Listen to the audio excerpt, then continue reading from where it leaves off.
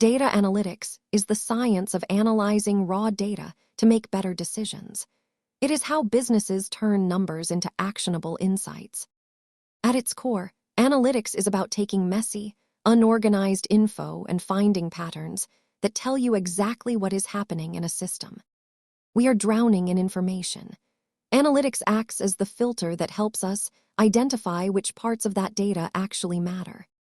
Analytics usually falls into 4 categories, moving from looking at the past to forecasting the future and recommending specific actions. While they sound similar, analytics focuses on answering specific business questions, whereas data science often involves building entirely new tools to explore data. Most organizations start with simple spreadsheets, but eventually move toward automated systems that use artificial intelligence to process information in real time. Remember that data is just a tool.